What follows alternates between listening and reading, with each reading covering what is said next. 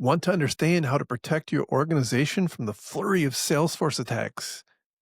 Did Claude Code really autonomously hack a bunch of companies for the Chinese government?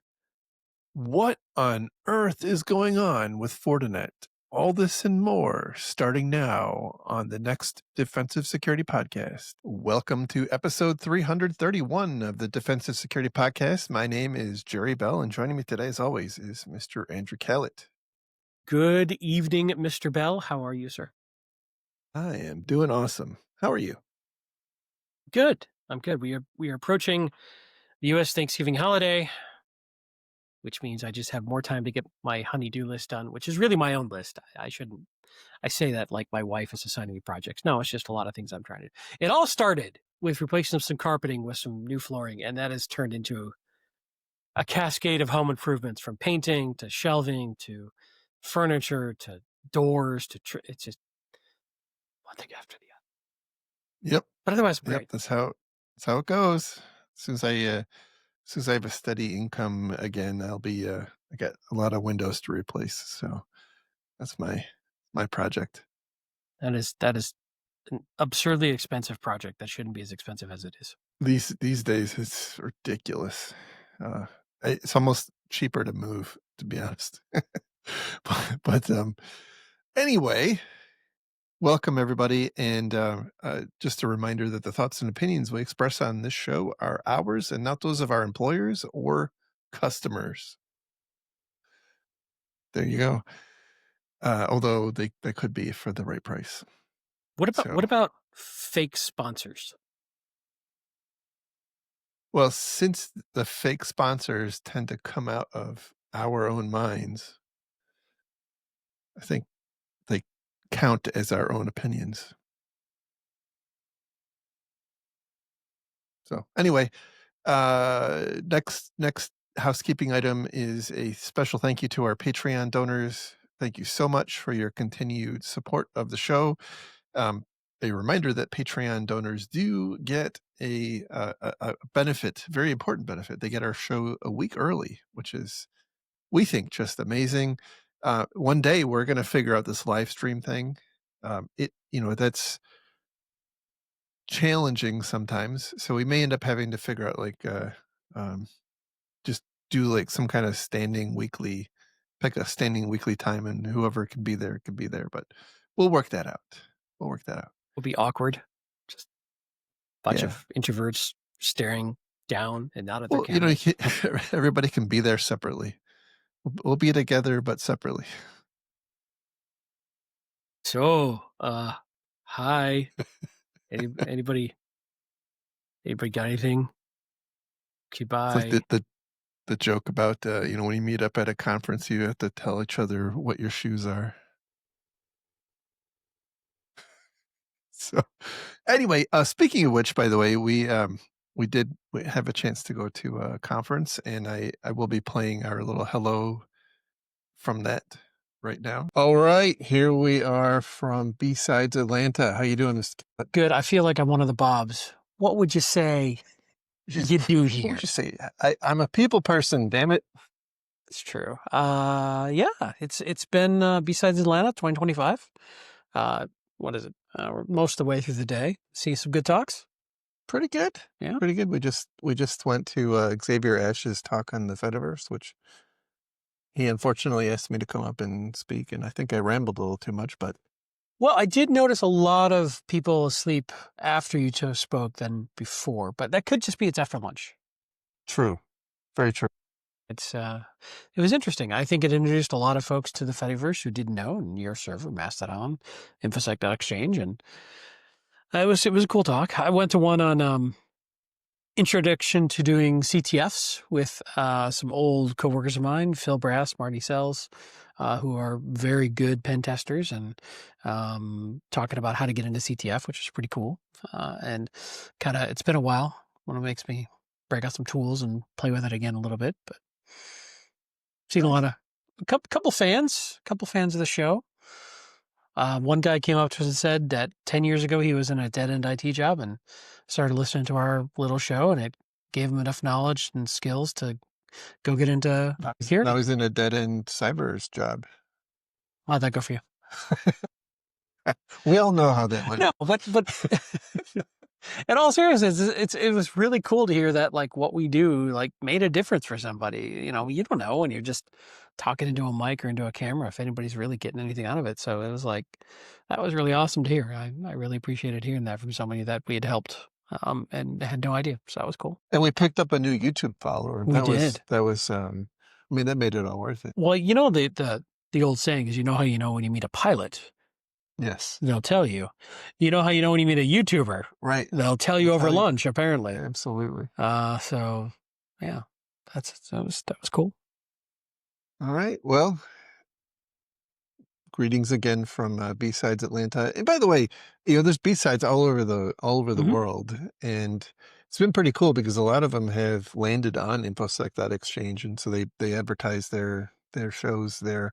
It's a good place to see like when they're coming up. But if you have an opportunity to go to your local show, it's a great place to network. You're not going to see stuff like you would see at like DEF CON or Black Hat, but they're good talks, and also you have an opportunity to to present yourself, Yeah. which is a good opportunity, because look, I've talked about this quite a bit, not necessarily in the show, but like it's becoming very difficult lately to get jobs in this field. There's a lot of headwinds these days. There's certainly a lot of jobs out there. I don't want to put people off and say like it's a dead end career, but there's a lot of competition now. And so you've got to have a way to differentiate yourself. And I think these kinds of events are a good way to do that. So Yeah. I would echo that. It's a lot less intimidating, I think, and a lot more open to submit a talk to a B-Sides for a lot of people. Like if you're just getting into giving presentations, you've got something interesting to say, B-Sides are a good opportunity. And hey, shout out to Dr. Andy Green at KSU for organizing this one. We've known him for a while. He's a good guy. He's very tired today. He works very hard on this. he puts his heart and soul into this, and we all in Atlanta appreciate that. So thank you again. And with that, anything else you want to add? Nope. Well, this will be either at the beginning or the end. I have no idea which of our Maybe in the middle episode. Maybe in the middle. We'll just like surprise. We'll be talking and like, suddenly boop. Like ads typically pop up, just us, right? In a weird conference room, being yelled at by human resources for something we've done. It does feel like I'm about to get in trouble. Well, it is time for your annual review. So, all right, everybody, take care. We'll talk again soon. So, there you go. Pretty cool conference. That's a lot bigger than I think it's been maybe 2 or 3 years since I was there last time. It's got a lot bigger. So was really nice. Yeah, big shout out to Dr. Andy Green, who coordinates all that and herds all the cats. And he's a professor over at Kennesaw State University in their whatever the appropriate term is, but basically their cybersecurity information security department. I know there's a better term, and I'm butchering it. I'm sorry, Andy. But good guy, works hard putting that together.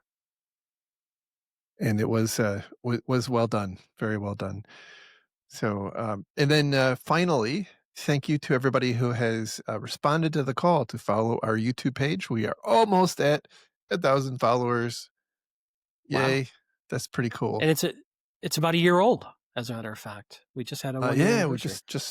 We just had our first birthday, and which is good because coming up, I think in January is the podcast's 15th anniversary, so our 15th birthday. So that's cool. We're gonna have to work at like succession planning for this thing. Yes. It's gonna be like one of those old rock bands that's kind of like the ship of Theseus. There's nobody left anymore. So who was it? I think it's Journey that like they ended up hiring a tribute band singer to be their lead singer at one point. Yeah, there's I know we're on a wild tangent right now, but there's a tour going on right now, and I forget which two bands it is, but they're both older bands from like the 70s, and neither of the bands have any original members. So like total Ship of Theseus tour. It's pretty wild. But it kind of makes sense. They've established a big brand, and they found a way to keep that money flowing. So there you go. Sure. Well, Someday the problem is we'll be selling out, venues too, right? I, I mean, we'll probably be working like the nursing home down the street, but sure. I didn't say what kind of venue. Anywho, we don't have like any staff. Like we don't even we don't have editors. We don't have anything. So we don't have interns. How do we pick successors? We could find interns. I mean, look, have you seen the job market lately?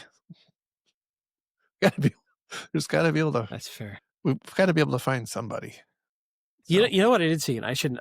You can cut this out of the show. Completely random. There's a travel vlogger that my wife and I watch, Kara and Nate, and they go all over the world and do interesting things. And they also have a company that helps you find cheap travel through like points or through maximizing credit cards or whatever. Anyway, so what they did was they've had hundreds and hundreds and hundreds of videos and podcasts. They took it all and somehow trained a bot with all of this information from all of their travel vlogs or videos or whatever to be the Nate bot. And it's part of the service they sell. But basically the idea is that you can ask it like you're talking to Nate, and having trained over these hundreds and hundreds and hundreds of videos, in theory has the collective wisdom of Nate on all these various topics and can answer as Nate. So I was thinking we should do something with our show. That's a great idea. You could ask it some kind of security question and it would respond with your mom.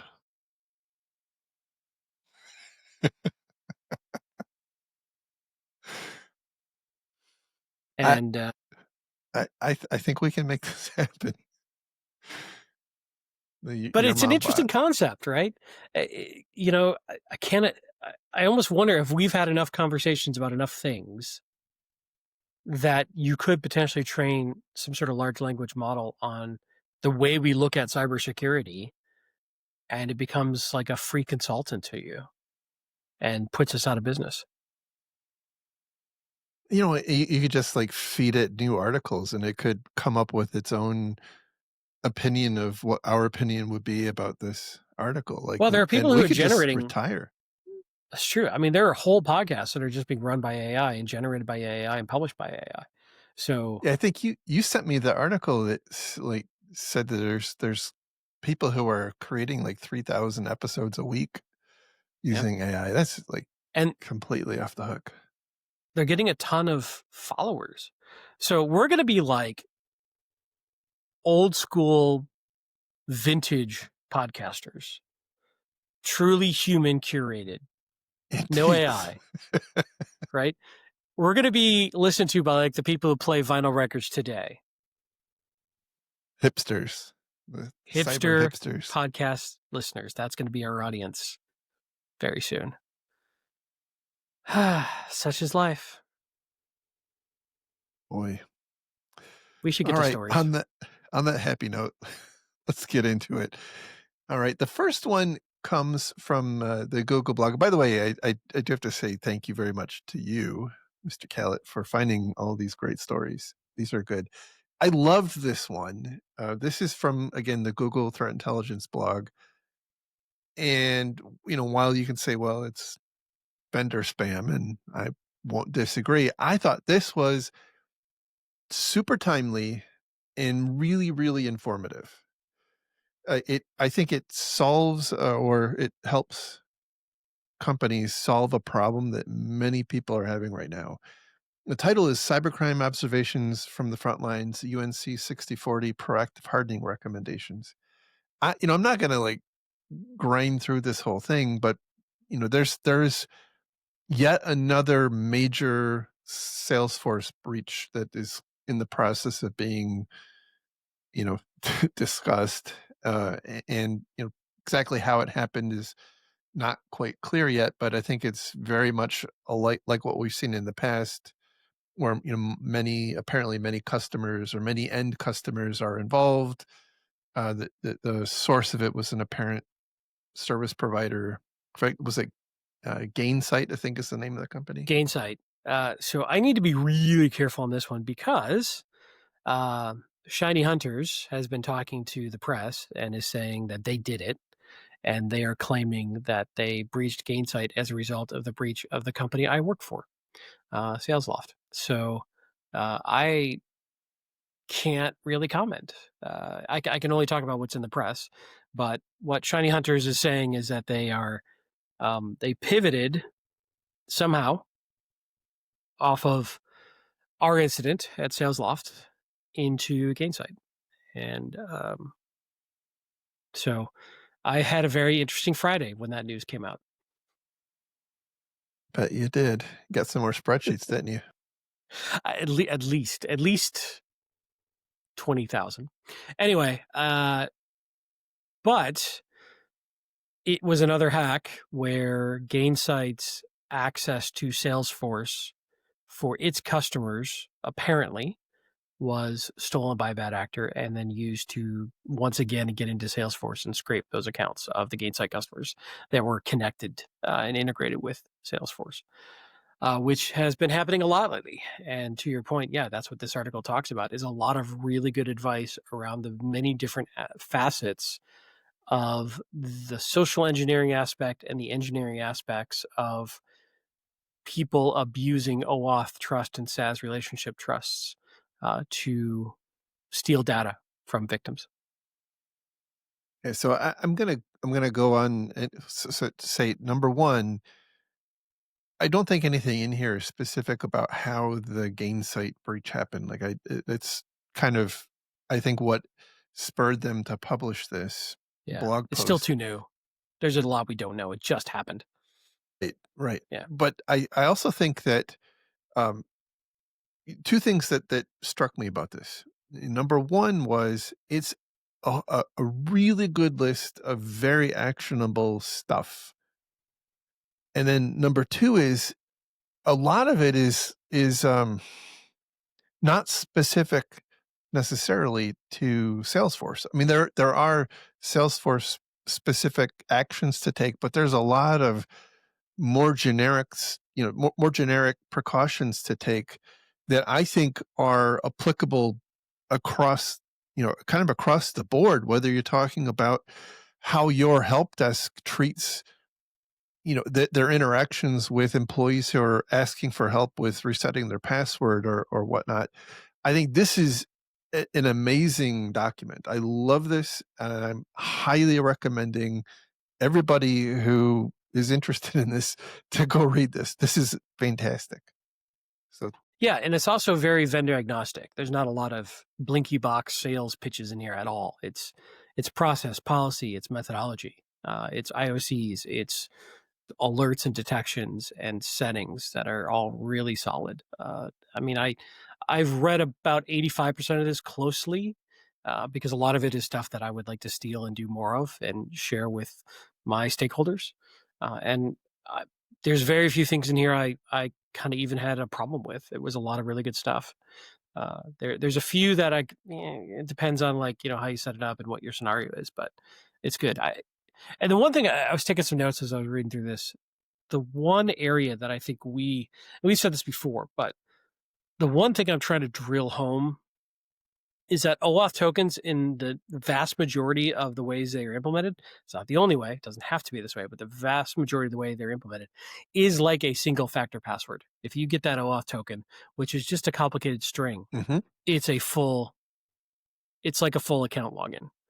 And we don't think of it that way. We don't think of service accounts that way, but we need to secure these far more than they are secured right now, I think, as an industry. And there are ways, just very few companies have implemented these more robust controls around OAuth, and OAuth is so pervasive. But if those tokens leak, it's anybody anywhere can log in with full permissions of that token, like a normal standard user would be logging in with a single factor password. And I don't think we've truly internalized that.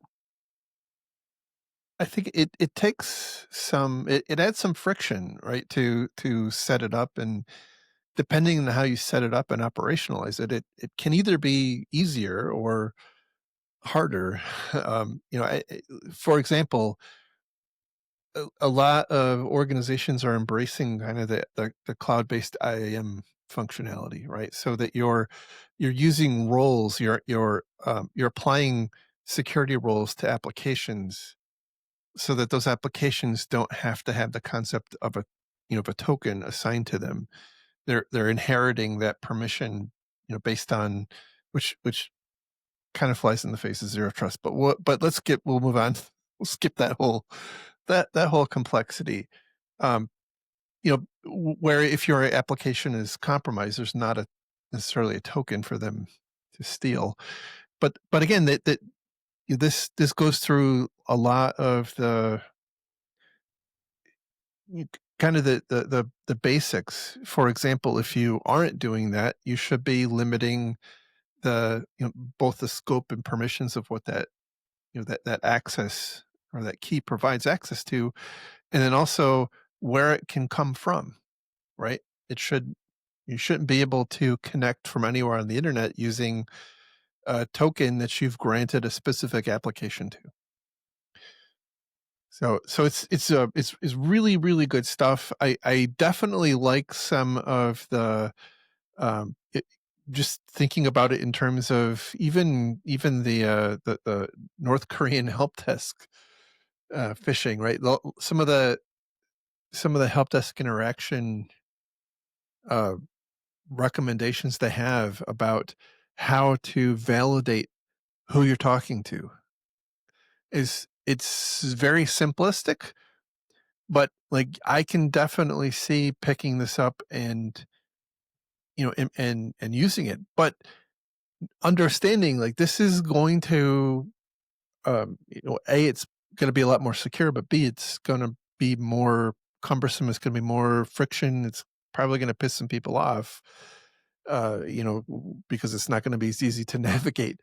But I think in the world we live in now, this stuff is becoming, kind of table stakes. Yeah. I also give credit. They say in this article that they collaborated with Salesforce for all this stuff, which so kudos to them. And Salesforce, I think, is in a tough spot. They keep getting breached, kind of through no fault of their own, but they're the ones getting the real big negative pushback. And if you look at Shiny Hunters and others, they're threatening to, they're trying to extort out of Salesforce because that's who has the money. But Salesforce is kind of in this tough spot, right? Everybody wants to integrate with their data. Everybody wants to share data among systems and have a shared data pipeline between different SaaS vendors. So Salesforce had to build these integrations to be competitive. And now these integrations are being used against them. And it's like the cliche of you're only as strong as your weakest link. Your weakest integration becomes your weakest point. And I kind of feel for this problem that Salesforce is in the middle of. And it's kind of something like you and I talked about is a friction versus usability debate of, something as simple as like bank logins having multi-factor, and that it would protect customers, but then some customers would shy away from using it because it's too hard. So then how many customers do they lose? And I feel like Salesforce is kind of in a similar boat. There are things they could do to make this far more secure. The technology exists, but then they would probably get negative pushback from their customers if you're making it too hard to integrate my other packages and platforms with my Salesforce data. It's my data. I want to do it. You're my SaaS vendor. If you're going to make it too hard, I'll pull it back. So it's this weird spot they're in. But on the flip side of this is they're getting their butt kicked because they're allowing all these integrations, and all these integrations keep getting abused.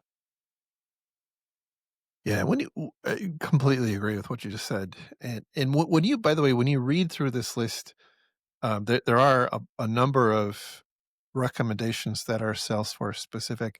It becomes very clear that Salesforce is making some pretty strident improvements and offering some pretty meaningful capabilities.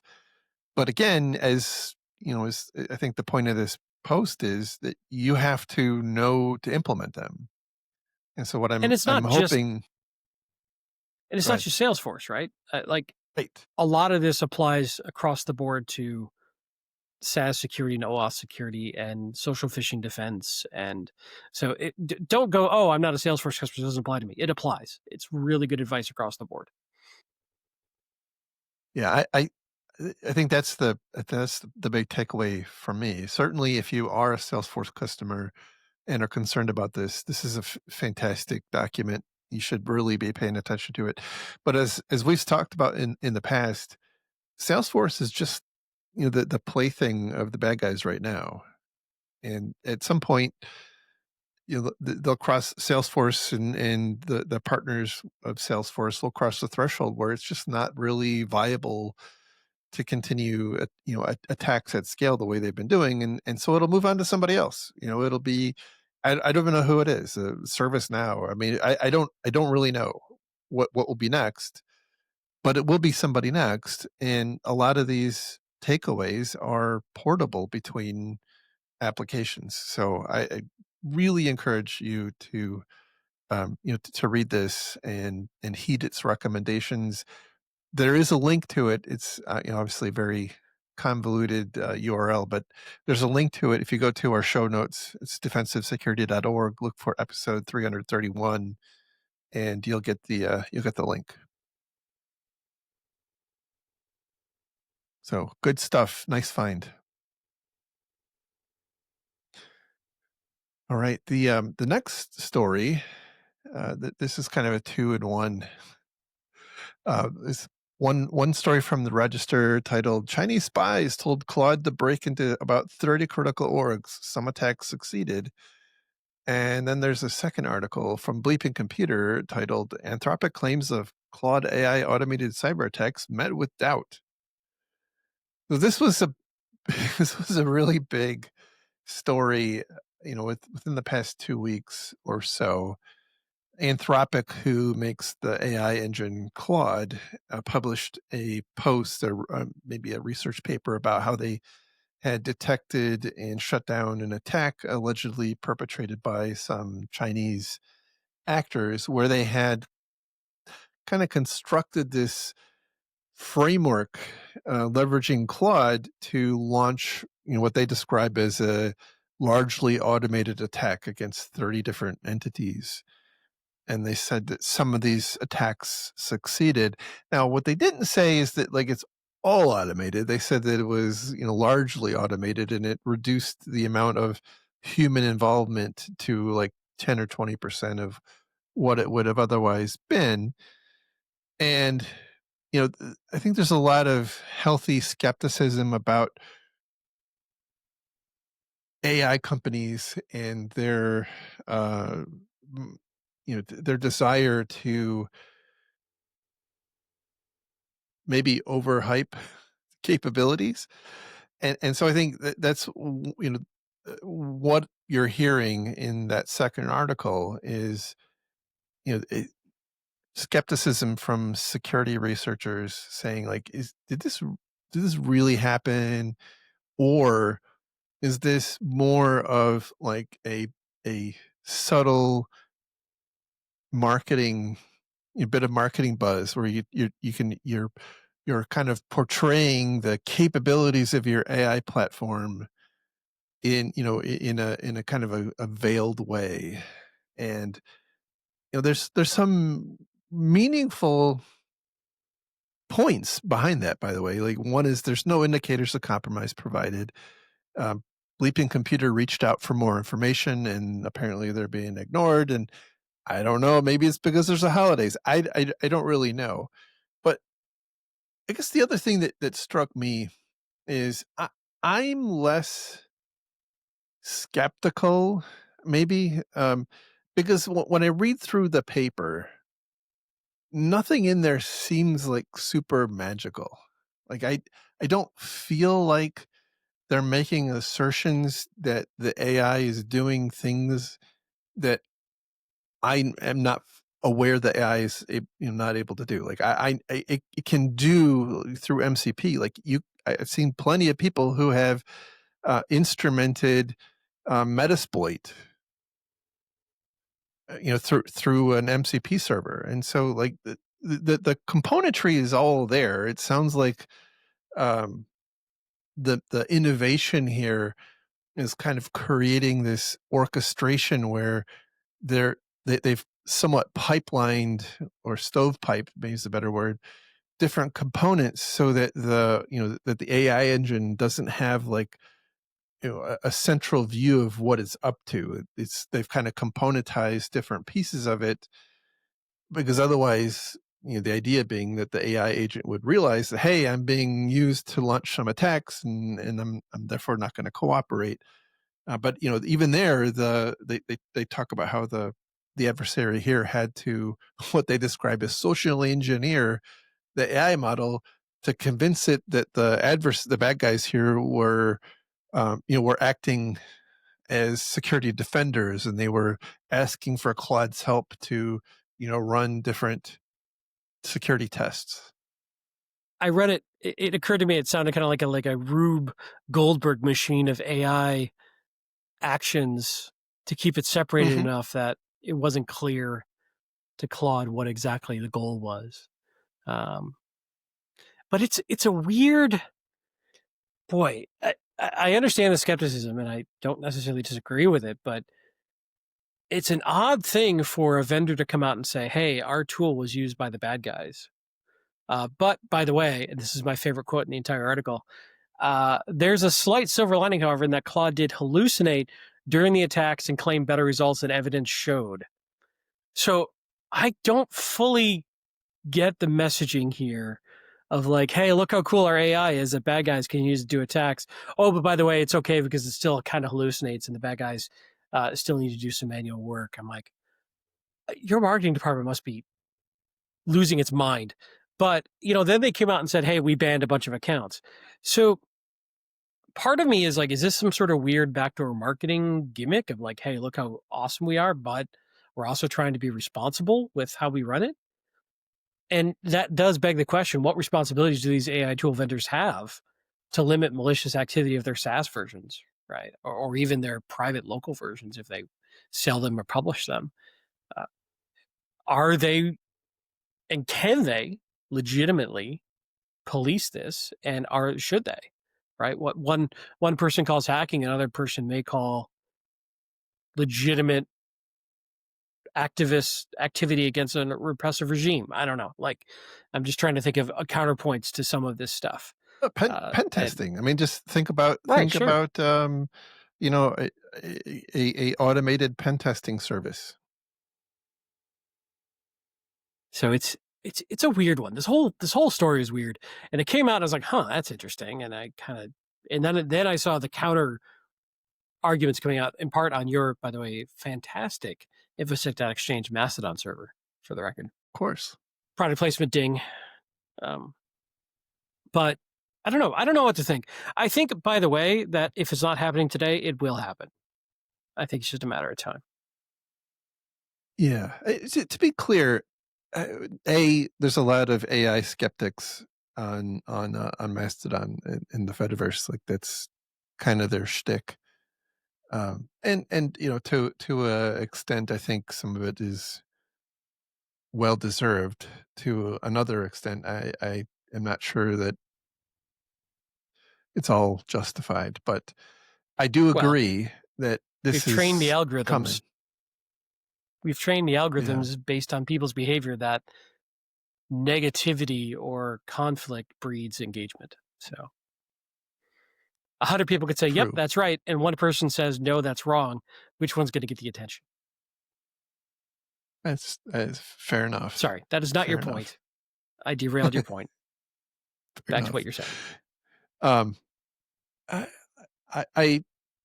I think it's important to understand that, that again, as I mentioned, like, none of what is alleged to have happened here, as far as I can tell, is like super innovative. Like, you can pretty easily have an AI model do a bunch of instrument it to do a bunch of tasks on your system. So if you swap out AI and replace it with a script, right? So in this article, remove the word AI and put in script, and then think about, is that still out of the realm of possibility? And I say no, I don't think it is. Like, it's not innovating new attacks. Like, it's not identifying previously unknown vulnerabilities, and it's not creating previously unknown exploit code.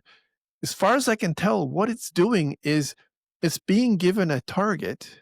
It's being told, like, go figure out what IP address ranges this company uses, scan those ranges for known vulnerabilities, and then go look in Metasploit to see if there's an exploit available. And if there is, try to launch an exploit on it.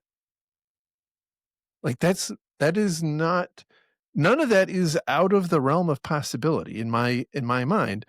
Sure. You know, is it like the most effective way that you could have done it? I don't know. Like, what the question isn't being asked is, like, how long did they take setting this up versus how long would it have taken to run this attack manually against those 30 entities? I don't know, but this is the start. And one of the reasons I want to talk about it is there's a healthy level of skepticism about, how involved and how likely is this to have actually happened. But the reality is,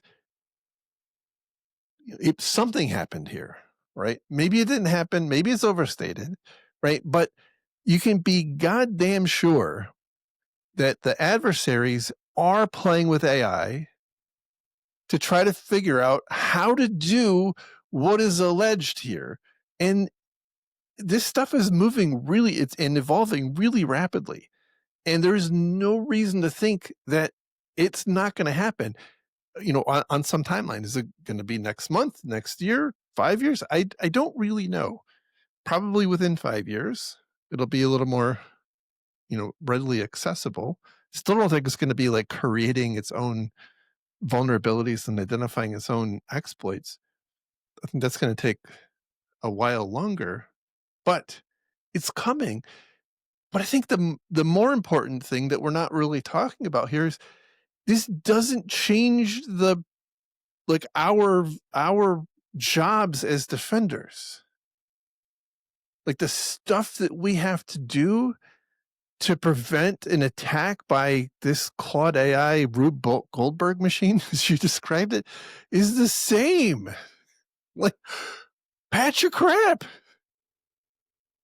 Yeah, it's faster, Manage your perhaps. AEs. I mean, I guess if your approach, your incident response is based on identifying pre-attack indicators, this would speed that up. They'd speed up the pre-attack indicators moving to a exploit attempt. But man, I've never been a huge fan of pre-attack indicators on public internet personally, because there's so much noise. But yeah, otherwise, I would say it doesn't. I don't think it changes our world much. Yeah, I mean, we already see it, have been for many years. We already see vulnerabilities being exploited either before they're patched or kind of, coincidental to their being patched. So it's not necessarily a new thing. Now, maybe it becomes, maybe the mix of how often that is able to happen goes up. I don't know. But I really think that at least in the near term, it's going to, the net effect of this is it's going to be making the basics that we're already supposed to be doing more important. And that's my takeaway. I think you're completely wrong, but fair enough. No, Well, I disagree. I am- I agree. I do agree with your I- point, and it doesn't really. But here's the thing, and here's the dirty truth of this: like, AI related stories and AI related hacking stories get play. So we're talking about it. Yeah, there's a huge amount of money and investment in posturing and whatnot in AI right now. And so I think everybody wants to get their eyeballs, wants to get eyeballs on their stuff, whether that stuff is a blog post or whatever. I think everybody's kind of jockeying for mind share right now, whether you're on the defender side or on the infrastructure provider side. Like it's a weird time. It reminds me so much of cloud, but it's worse. Hmm. Much worse. Plus, we're older and crankier. That's certainly true. All right, let's move on to the next story, which is also from the Register. The title here is "Crims Poison 150,000 NPM packages with token farming malware." This one was interesting to watch because it played out over the course of like a week and a half or so. And at first, it was thought that because the to kind of cut to the chase, like there were 150,000 bogus, like completely useless packages pushed out, right, into the npm repo, or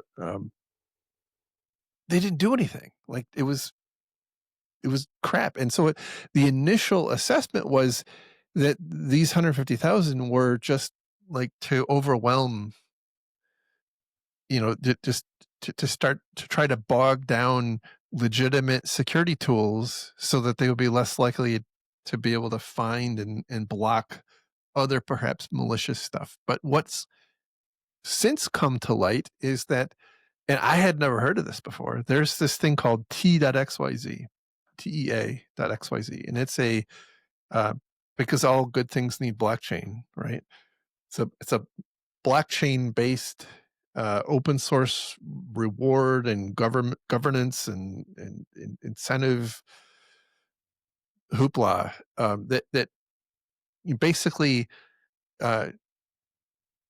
developers of open source can benefit for each package that they push out, which is associated with their their crypto wallet address.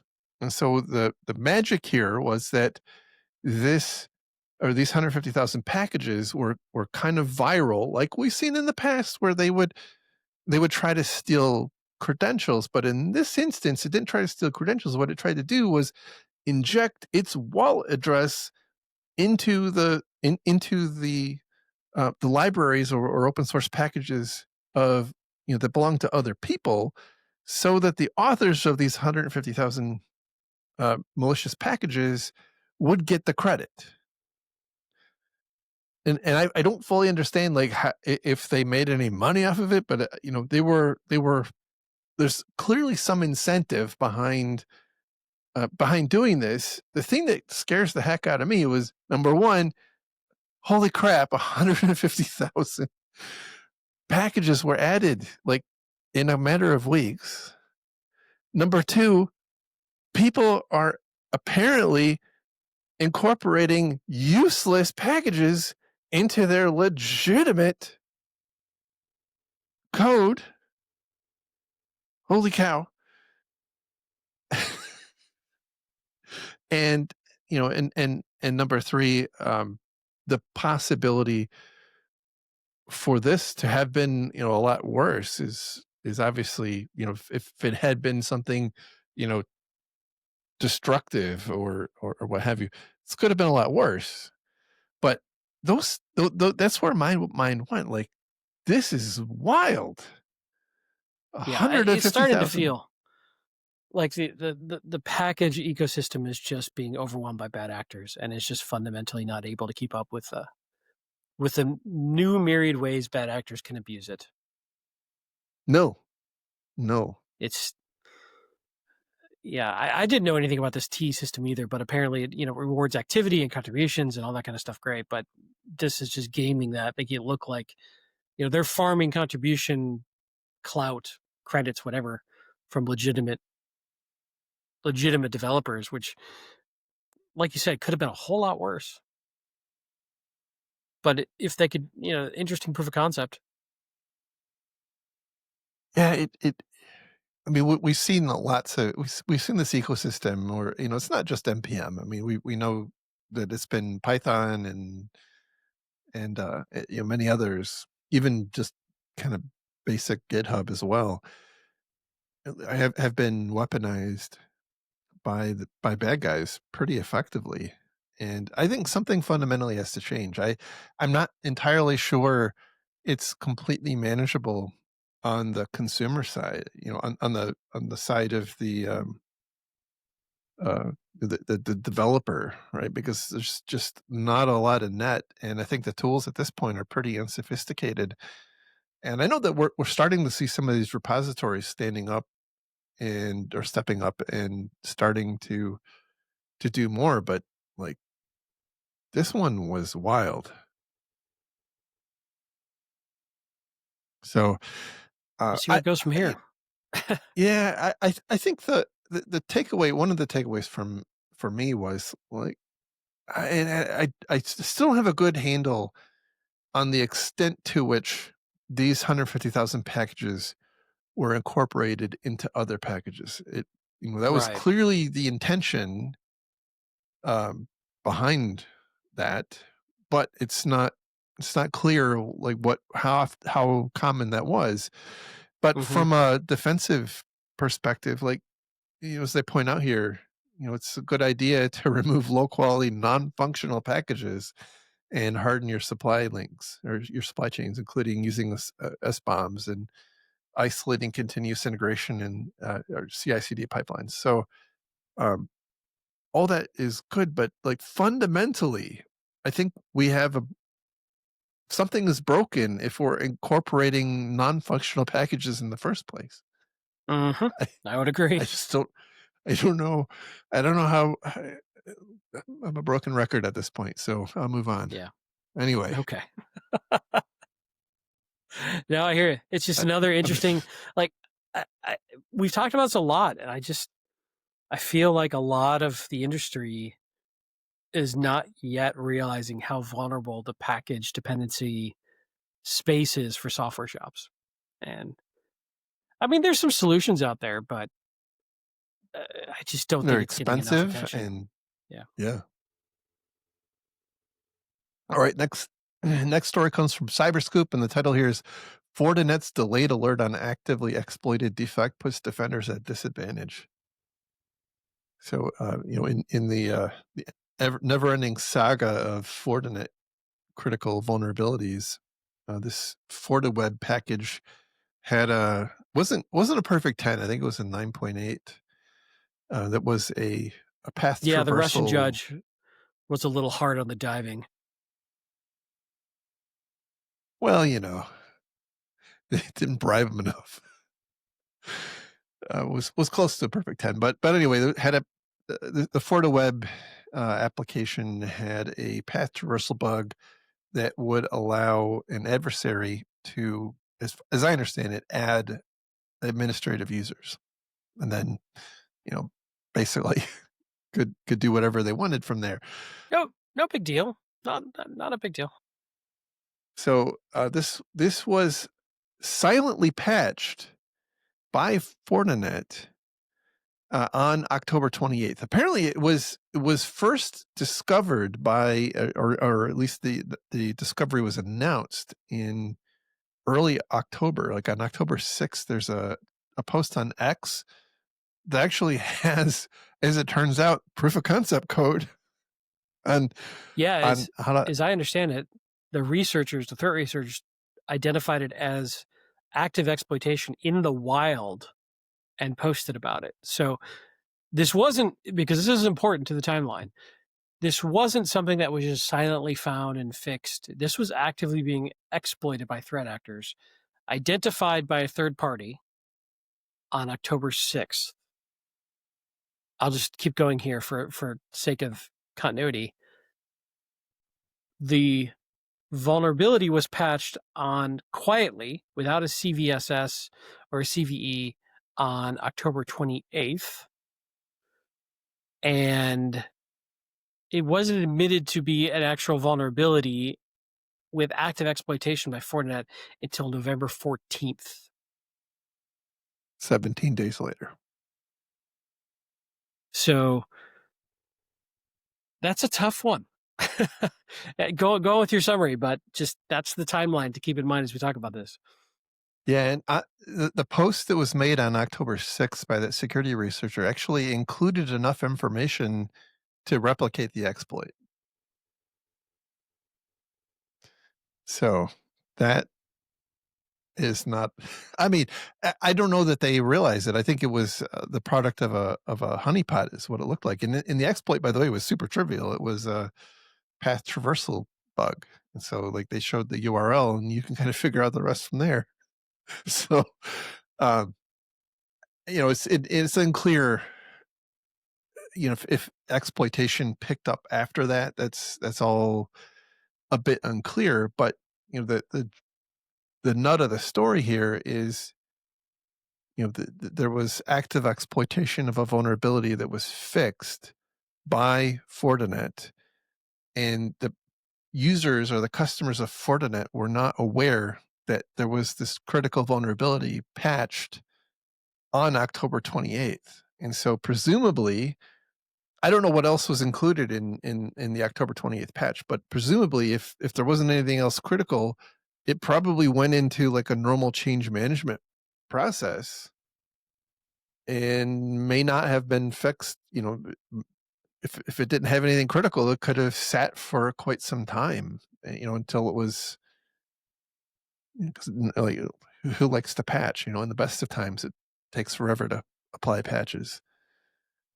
So we depend on notifications of like important things like this to know. And I have been racking my brain to understand why Fortinet did this, and they're not explaining it. At first, I was assuming maybe it was just an internally discovered bug, and they patched it quietly and assumed nobody knew about it. Cool. But then when I discovered that, no, this was found by a third-party researcher already being exploited, and it was a month and a half later that Fortinet acknowledged that it was being actively exploited. Like, what the hell, Fortinet? Like, what is your logic and reasoning behind that? I have no idea. But it's very frustrating as a defender. Their statement is, quote, Fortinet diligently balances our commitment to the security of our customers and our culture of responsible transparency, end quote. Okay. So let's give them the benefit of the doubt. Maybe they quietly and privately notified their customers. It's possible. I've seen that before. I've seen vendors say, hey, before we go public, we're giving the opportunity to know about it. But here's the problem. It's already being actively exploited. They should have gone public. It would have been added to known exploit lists. It would have been flagged higher on vulnerability management tools. Even if they took that approach of privately notifying their customers, I don't know that is, and we don't know that they did that. I'm just trying to give them the benefit of the doubt and give them some grace here. I still don't know that that's the right call, the most effective call, based on the way that I know that most blue teams operate.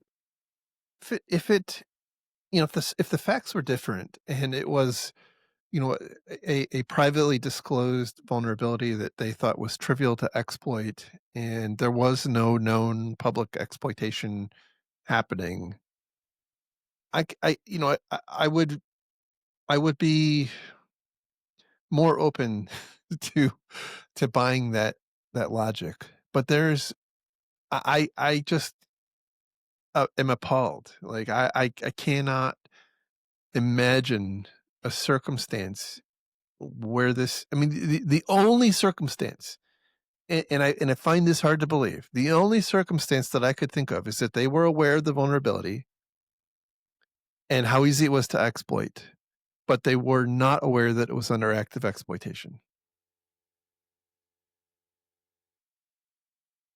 Maybe, but I'm assuming it was reported to them as being under active exploit. Who knows?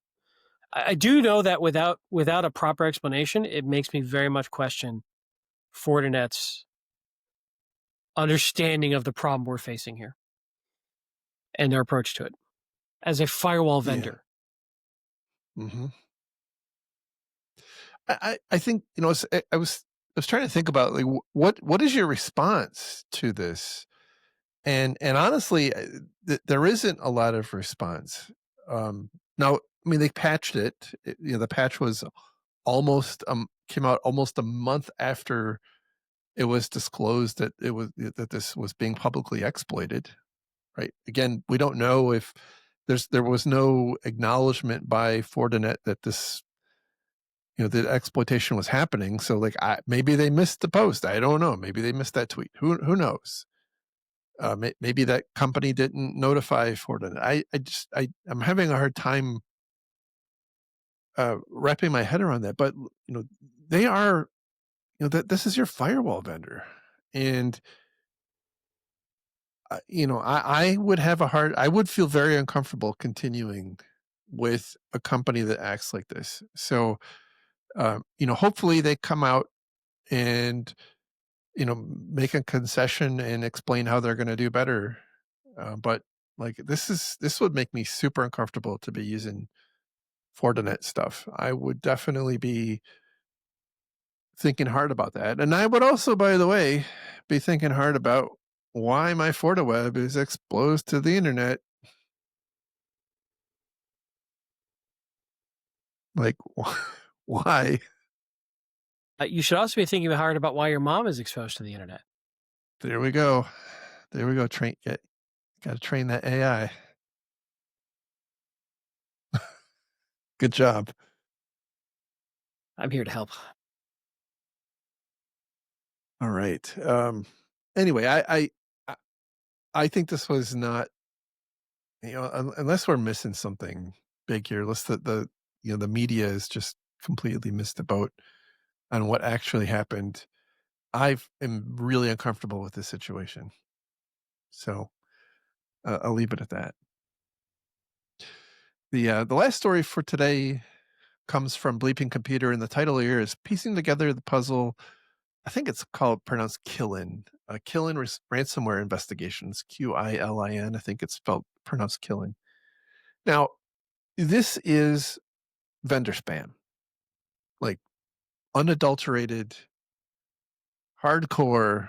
Even says it in the subtitle that it's sponsored by a security vendor.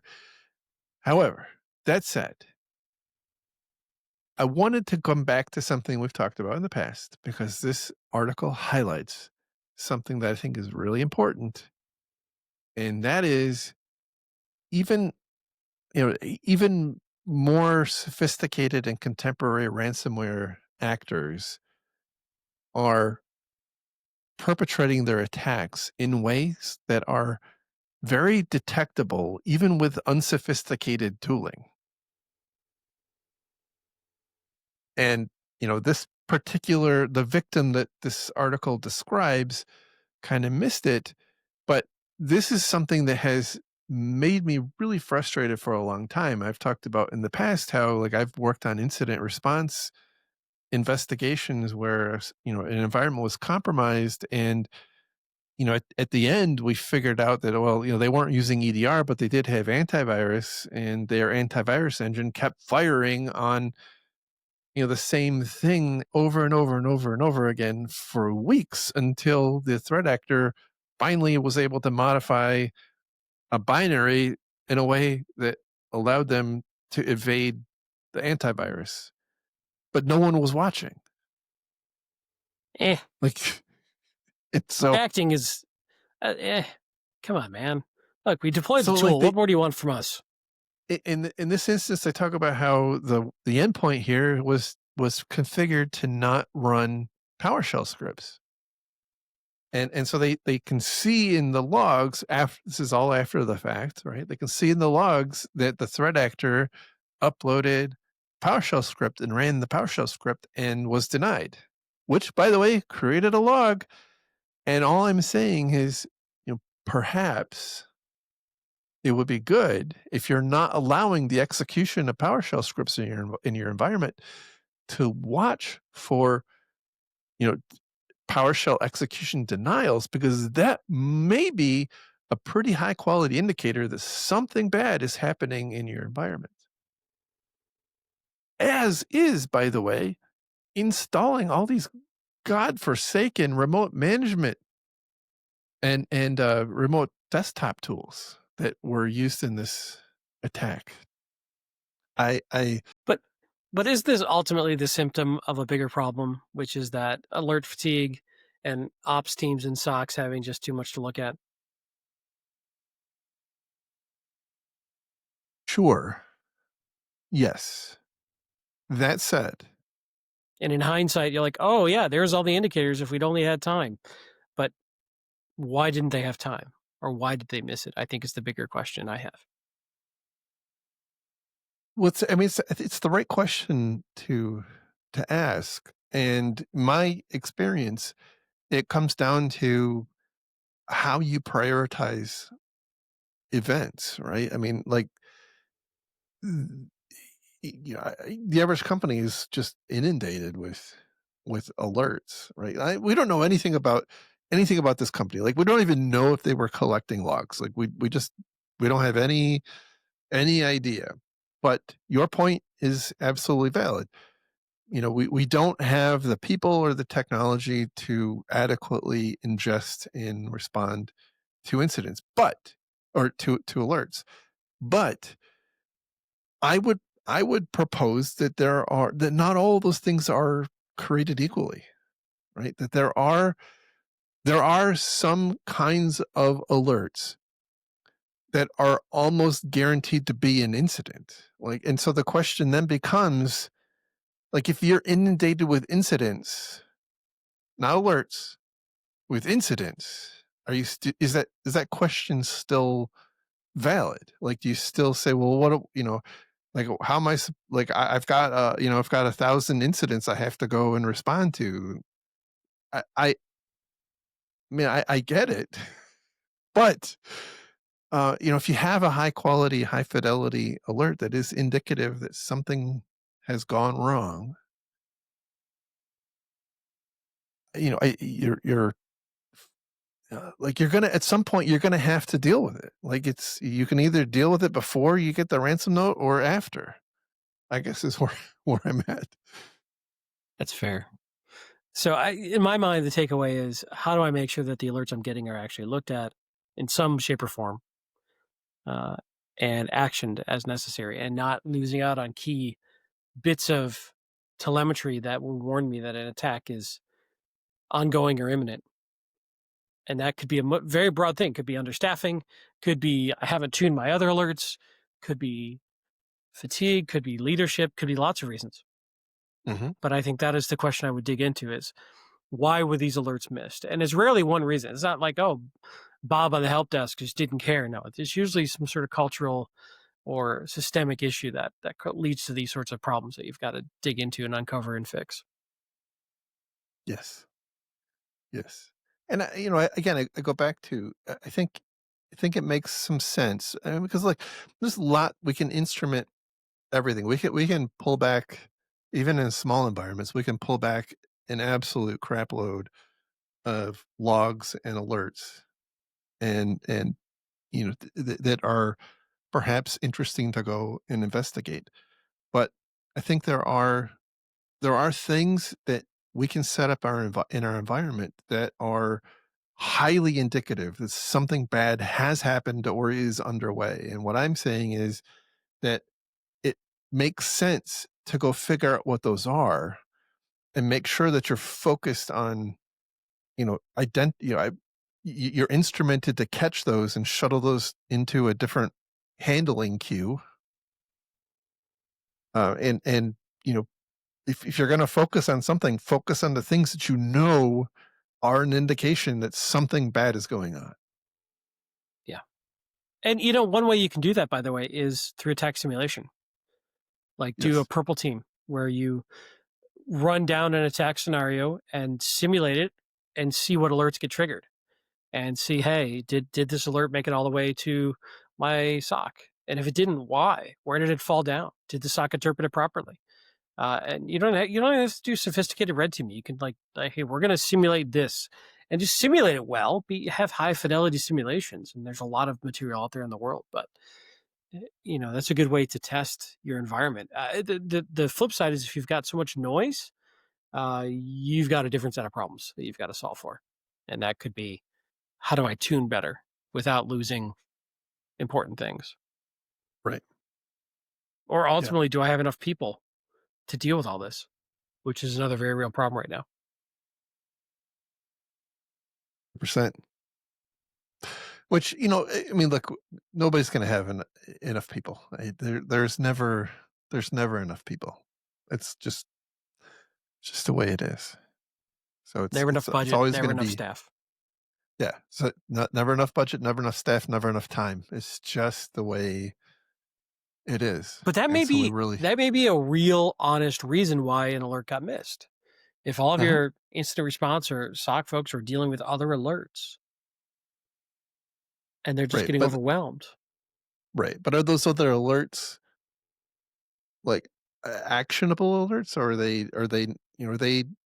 they dealing with noise? Or have you properly separated the noise from the signal? It's a good question.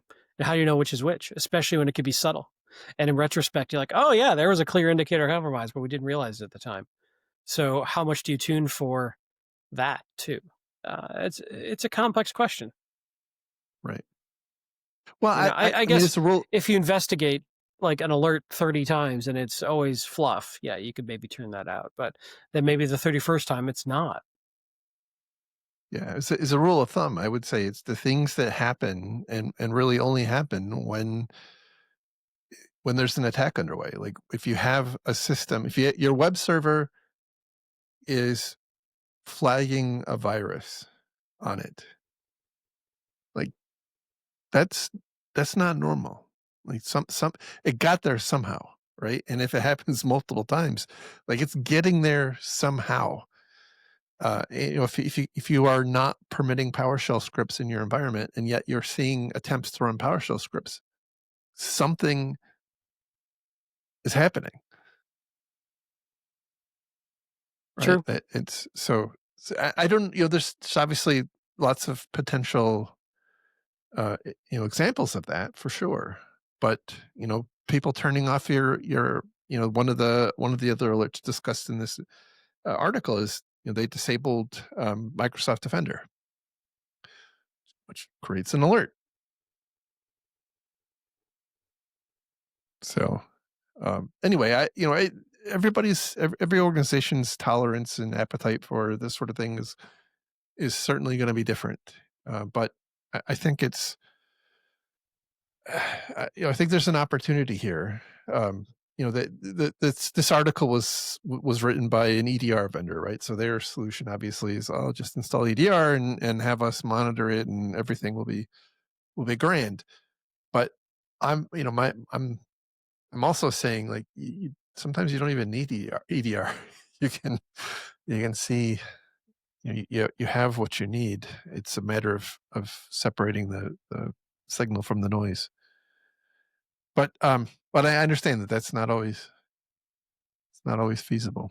So anyway, that is the show for today. I hope you all found that to be useful. If not, we hope you found it entertaining. And if not, make sure to tell all of your friends about how much they shouldn't listen to us. And then, they'll be curious and they'll come listen to us. Right. You could Maybe? spin Is up that a how that works? protest. Like you could start protesting. That'd work too. Anyway, you can find links to the stories we talked about on our website. It's defensivesecurity.org. Just look for episode 331.